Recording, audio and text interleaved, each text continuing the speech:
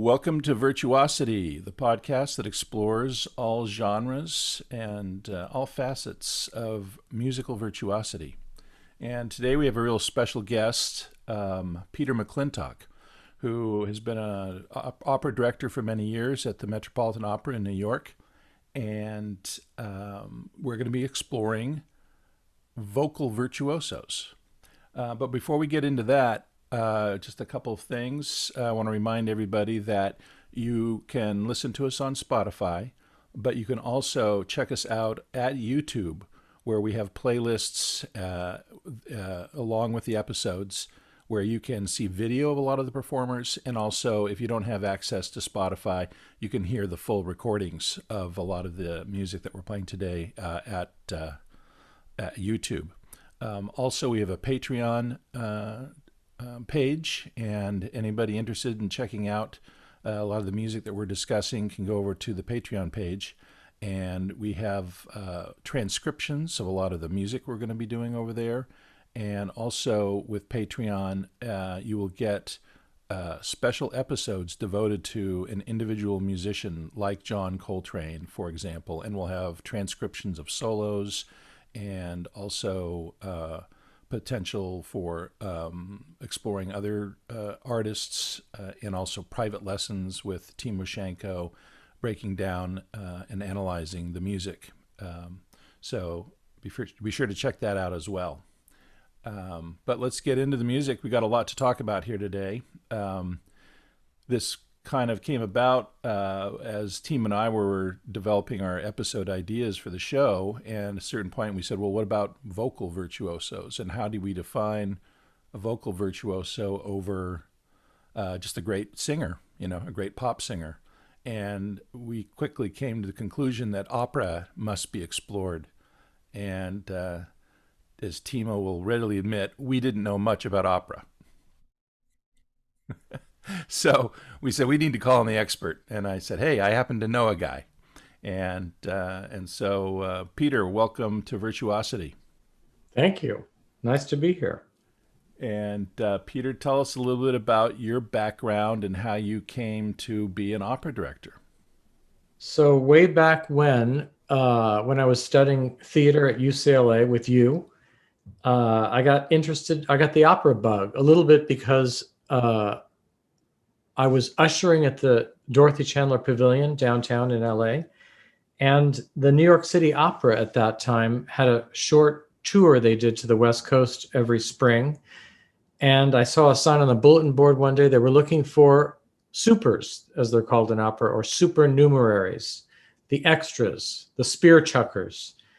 And I signed up for an audition and got cast as a waiter in La Traviata and a soldier in Nabucco. And I thought it was amazing. These people singing unbelievably, with unbelievable loud voices, no microphones, filling up an entire giant theater. And it was thrilling. And, I was already studying theater, so I was interested in directing. And from that moment on, I started turning more and more to learning more about opera and listening to it, and started some work with the UCLA Opera Workshop, which was in the music department at UCLA. And that's how I got the bug. Great. I'll tell one little anecdote. That yes, we were at the theater department together at UCLA. That's how we first met. And one day I was looking to sign up for foreign language because I couldn't get into the first two languages I wanted. And so I asked you, I said, what language are you taking? You said German. I said, why German? And he said, well, I think it could have some application to my, interest in opera and things. And I said, oh, okay. I said, how is it? And you said, oh, it's so easy. And I was like, oh, all right. Yeah, I'll do German. It's the first time in my life I got a D. And so cut to a few years later, and I learned that Peter speaks multiple languages: German, Italian, French, Russian, Chinese. Am I missing anything or misrepresenting anything? Those are the languages. Yeah. You're officially a genius when you speak 5 languages, right? I didn't know that. A virtuoso at language. Yeah, man. So just taking that point, one unique thing about opera singers is they need to know more than one language or how to sing in more than one language, and that alone is got to be challenging. It is. It takes years of study to learn everything you need to know about what it is to be a singer. Yeah. So tell me, Peter, we ask each of our guests this question. What is your definition of a virtuoso? How do you define it? I think when it comes to singing opera, it involves, just as you suggested, so many different capabilities. One is to have an enormous natural vocal ability to sing loudly, beautifully, and then after years of training to really hone that instrument. And as you said, it takes knowledge of foreign languages, dramaturgy, how to be an actor. It really combines so many different skills and often results in a decade or more of study for most young singers before they really achieve a career. And in learning the music, to add to all that, I mean, you can't just kind of wing it, right? Hear a recording or two and do your thing. I mean, you have to really study musical vocabulary and in a deep level as well, I imagine.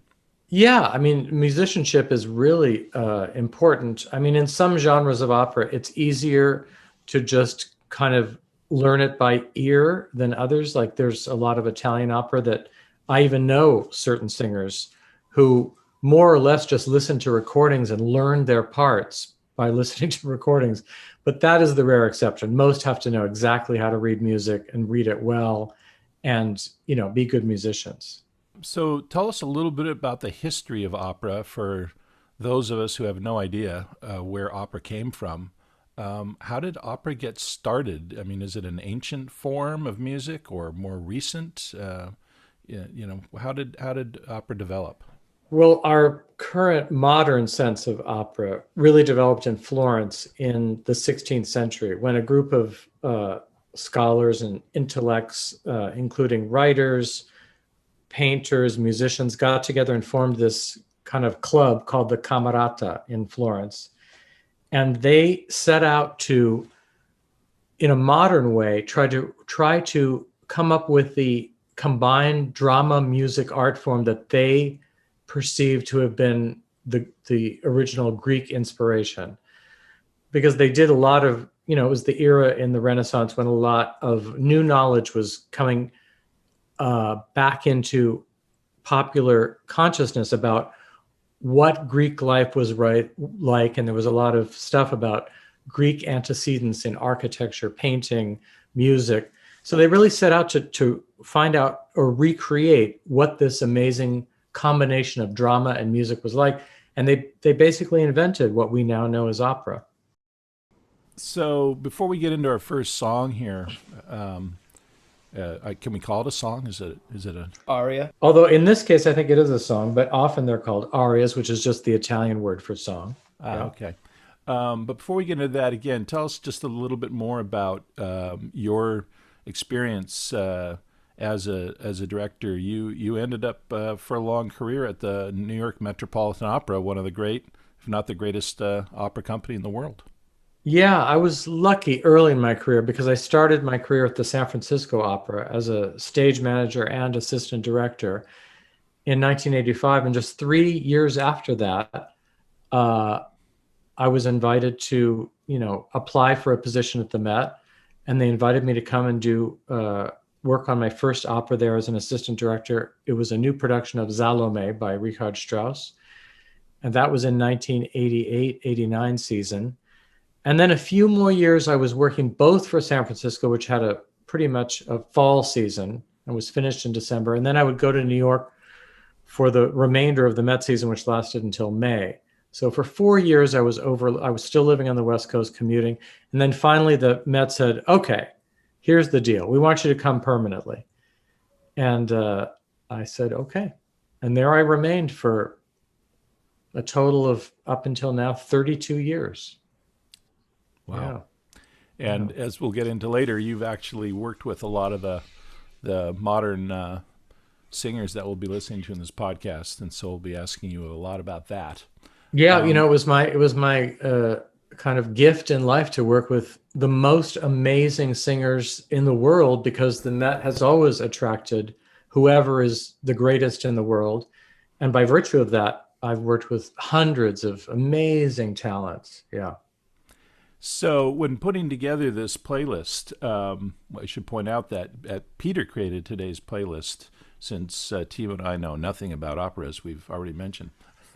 So we asked about a few people and everything, but you kind of put together this this curated list that takes us through some history and through some interesting cultural moments. And so let's get into the first song here and tell us a little bit about what we're going to hear.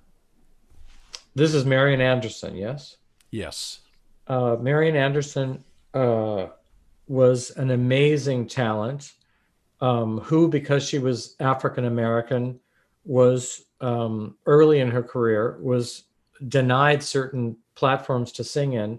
In fact, she was the first African American to sing at the Metropolitan Opera. And that was until 1955, way into her career. And before that, in the 30s, there was that famous incident where she was denied an opportunity to perform in Washington, D.C. at Constitution Hall because she was barred from doing so because she was African American by the Daughters of the American Revolution.